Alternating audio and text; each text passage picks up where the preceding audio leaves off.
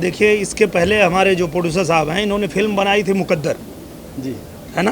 जी और मुकद्दर बनाने के बाद इन्होंने तय किया कि अब ये बनाएंगे मुकद्दर का सिकंदर।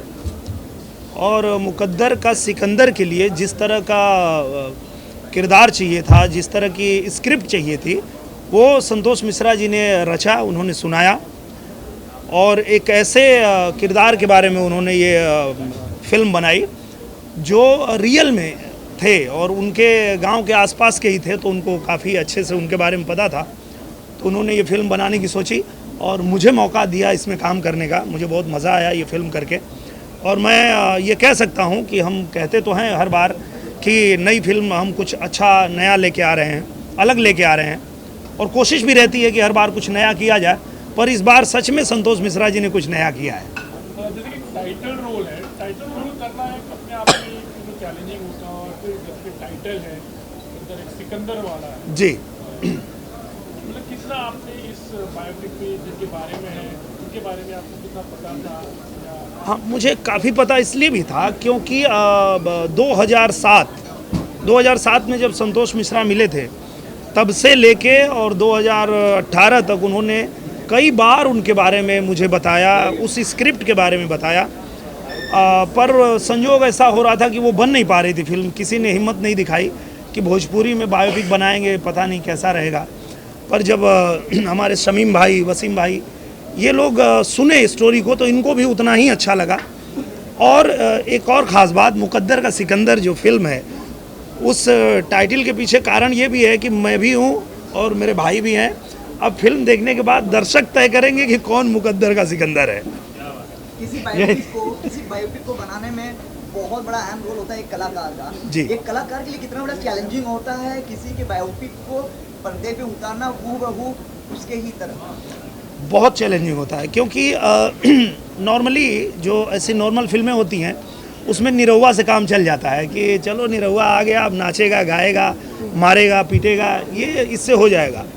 पर जब कोई बायोपिक करनी होती है तो अब वो किरदार निभाना है जो रियल में था, कोई है, तो फिर वो निरहुआ को छोड़ना पड़ेगा। अब ये एक अलग किरदार को जीना है, तो उसमें काफ़ी मुझे लगता है मेहनत करनी पड़ती है। मैंने कोशिश किया है, बाकी अब दर्शक तय करेंगे उनको कितना पसंद आता है। इस कैरेक्टर को प्ले करने के लिए आपने कितनी मेहनत की है इस कैरेक्टर? मैंने काफ़ी प्रयास किया। जब भी होता था मैं उनके बारे में जानने की कोशिश करता था संतोष भैया से, और भी जो हमारे मित्र हैं उनके गांव के आसपास के, उनसे भी मैं बहुत पूछता रहता था उनके किरदार के बारे में। वो कैसे चलते थे, कैसे बात करते थे, उनकी सोच कैसी थी। तो काफ़ी उनके बारे में अध्ययन किया मैंने, और फिर मैंने कोशिश किया कि इस किरदार को निभाऊं। किनके बारे में है कि ये सिकंदर जो है वो किनके बारे में थोड़ा सा? ये मुझे लगता है कि सबसे बड़ा सस्पेंस है, और ये तभी खुलेगा जब फिल्म रिलीज होगी। क्योंकि उसके बारे में अभी जैसा कि संतोष जी भी चाहते हैं, हमारे डायरेक्टर जी, कि अभी ना बताया जाए। जब फिल्म देखे तो लोग बताएं कि ये किस किरदार के बारे में हम जान रहे हैं और देख रहे हैं। हमें पहले आपसे जानना चाहेंगे, like you are playing the love interest, आप नीरज जी के साथ काम करना हमेशा कैसा रहता है और इस बार क्या किस तरह की केमिस्ट्री देखने मिलेगी आपको? दिनेश जी के साथ काम करना is always too much fun, because Dinesh ji का सबसे बेस्ट बात यह है कि वो इतना कंफर्टेबल कर देते हैं अपने सेट पे सारे आर्टिस्टों को कि हम लोग बहुत आसानी से काम कर पाते हैं।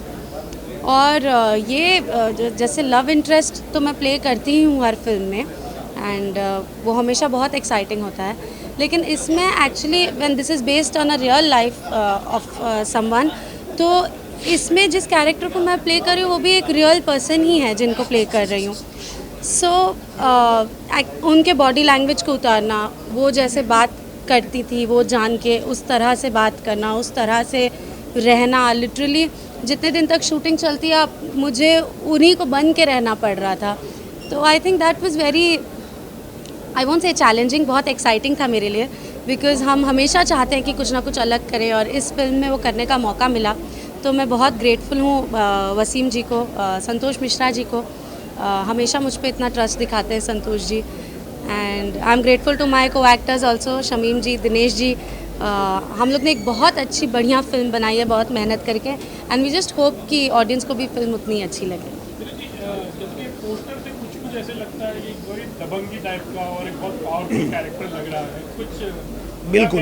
आपके लुक को देखकर आप भी आज देखने जी जी देखिए, और मैं ऐसा मानता हूँ कि जितने भी बड़े लोग हुए हैं, जितने भी ऐसे नामी लोग हुए हैं जिन्होंने अपने जीवन में कोई बड़ा डिसीजन लिया है और उन्होंने प्रूव किया है कि अगर हम सीधे हैं तो हमें छेड़ो मत, क्योंकि अगर हम टेढ़े हो गए तो फिर किसी के बाप के नहीं।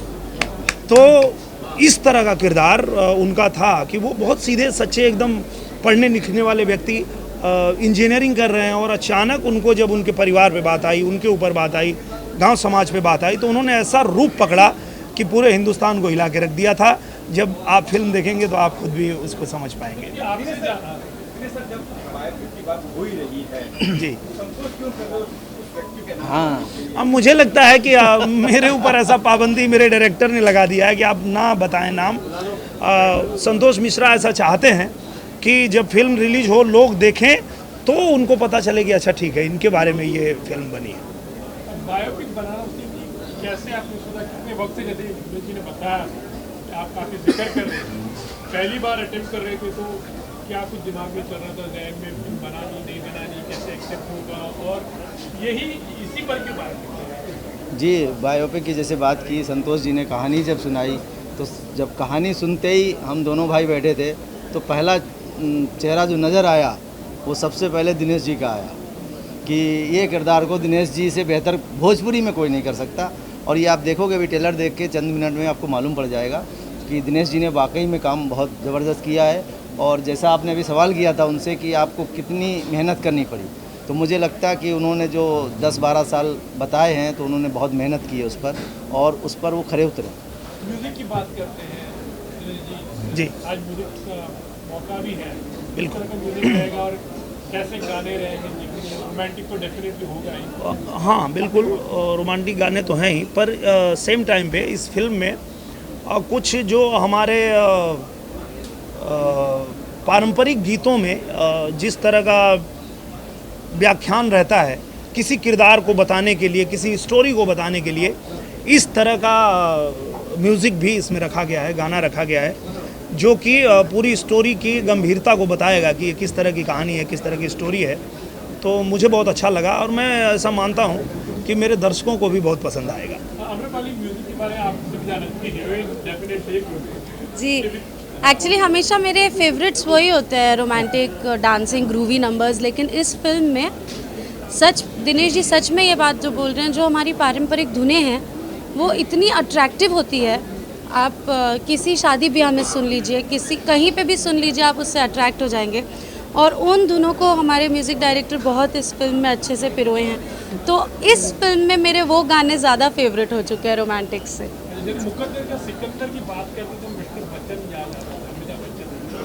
क्या लगता है कि कितना जोश, या फिर आपने भी तो याद किया होगा? मुझे लगता है, देखिए मैं याद करूं ना करूं मेरे रोम रोम में बसते हैं वो, क्योंकि मैं उनको इतना अपने जीवन में फॉलो करता हूं, बचपन से फॉलो करता आया हूं। और मेरे लिए, मैं कहता भी हूं, जब मैं उनके साथ काम किया तो भी मैंने उनसे कहा था कि आप मेरे लिए भगवान जैसे हैं। मैं जब आप सामने खड़े होते हैं, जब अमित जी सामने खड़े होते हैं, तो मैं ऐसा समझ ही नहीं पाता हूँ कि मैं सपना देख रहा हूँ या रियल में वो मेरे सामने है। तो मेरे लिए उनका स्थान बहुत ऊंचा है, और मैं उनको अगर ना भी चाहूँ कि किसी किरदार में उतारूँ, तो भी वो मेरे अंदर आ ही जाते हैं कहीं ना कहीं। तो निश्चित रूप से इसमें भी उनकी थोड़ी बहुत झलक तो दिखेगी, पर ये सच है कि ये जो स्टोरी है उससे, जो मुकद्दर का सिकंदर हिंदी फिल्म थी, उससे कुछ लेना देना नहीं है। सिर्फ टाइटल संयोग से मैच करता है, बाकी कहानी से कुछ लेना देना नहीं। दिनेश जी, आप बीजेपी के सदस्य हैं, जो हाल चल रहा है देश का हालिया है, उस पर आप क्या कहना चाहेंगे? बीजेपी का सदस्य होने के नाते जो सीए के ऊपर आप अपना पक्ष क्या रखेंगे? देखिए, बीजेपी का सदस्य होने के नाते क्या कहूँगा, उससे भी ज़्यादा एक हिंदुस्तान का नागरिक होने के नाते कहूँगा कि हर व्यक्ति को समर्थन करने का जितना हक है, उतना ही उसको अधिकार विरोध करने का भी है। पर किसी भी चीज़ का समर्थन और विरोध आप उसके बारे में जान के करें कि जो कानून आया है वो कानून क्या किसी का अधिकार छीनने के लिए आया है या किसी को अधिकार देने के लिए आया है। तो मुझे लगता है कि ये जो कानून आया है, वो जो लोग ऐसे हैं जो प्रताड़ित हुए और इस देश की नागरिकता लेना चाहते हैं, तो उन्हें ये नागरिकता देने के लिए कानून बना है, ना कि इस देश के किसी भी धर्म, किसी भी जाति या किसी भी व्यक्ति की नागरिकता छीनने के लिए नहीं हुआ है। तो मुझे लगता है कि विरोध करिए, समर्थन करिए, पर उसके बारे में जान लीजिए, अफवाहों से दूर रहिए। मैं तो यही कहना चाहूँगा। दिनेश जी को हम फिर देख सकते हैं इलेक्शन में? वो तो समय तय करेगा, क्योंकि देखिए समय ही है। मुझे कभी नहीं पता था कि मैं इलेक्शन लड़ूंगा, क्योंकि सच पूछिए तो मैं राजनीति के लिए बना भी नहीं हूँ। मैं सिर्फ और सिर्फ फिल्मों के लिए बना हूँ, जो मैं करता हूँ। समय ऐसा आया कि मुझे उतार दिया गया, और मैं कहीं ना कहीं उस समय चाहता भी था कि इस देश के प्रधानमंत्री नरेंद्र मोदी जी बने, तो मैं उतर गया। आगे समय क्या होगा, अब उसके बारे में अभी से मैं नहीं कह सकता। जी,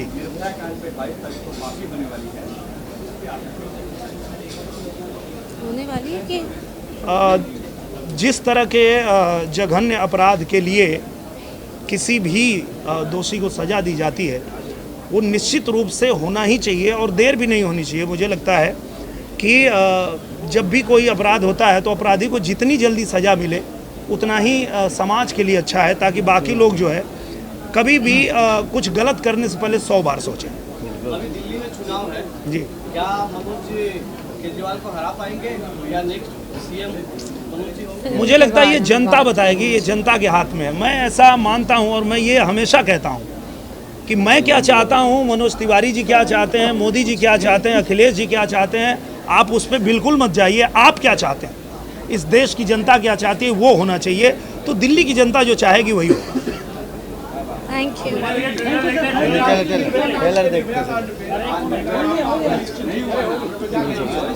जी, मेरा एक ही रिएक्शन है कि मेरा मानना ऐसा है कि rape is one of the biggest crimes in our country. उससे बड़ा कोई क्राइम नहीं है, उससे बड़ा कोई गुनाह नहीं कर सकता। तो ऐसे गुनाहगारों को तो फास्ट ट्रैक कोर्ट में सबसे पहले सबसे जल्दी सज़ा होनी चाहिए, और इनफैक्ट जब उनको फांसी लग रही है ना तो उसका लाइव टेलीकास्ट होना चाहिए, ताकि ऐसी दरिंदगी वाला काम करने से पहले हर किसी की रूह कांपे, क्योंकि वो देखे हो कि इसका नतीजा क्या होगा। तो मेरा मानना यह है कि ऐसे लोग को सरेआम फांसी होनी चाहिए, चौराहे पर फांसी होनी चाहिए, और वो सबको देखना चाहिए। वाह, थैंक यू सर।